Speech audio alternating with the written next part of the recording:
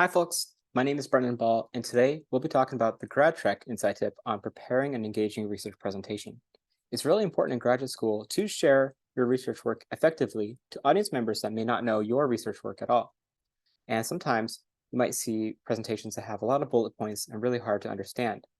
We can break this down by using icons and different images to help us better understand and allowing the audience better follow along with our research work.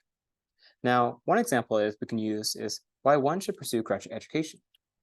What we can do is go to the Insert tab, go to the Icons section, and from the Icons section here, we can search up different keywords to generate images that are icons in this database. Here, we want to find one that's maybe perhaps learning. So maybe I'll use a book as a symbol for learning. I can increase the size of that, and people may understand book, maybe more about learning. We can go back to the Insert section and perhaps put a border like similar to the other ones here. We can use a shape.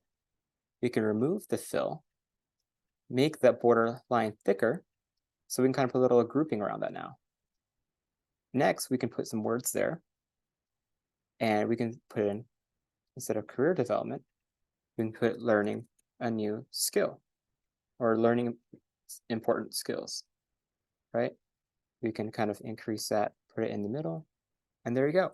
Now we have a presentation that can talk about why one should pursue graduate education as learning important skills, career development, and solving new challenges. And hopefully that helped for today's GradTrack quick tip.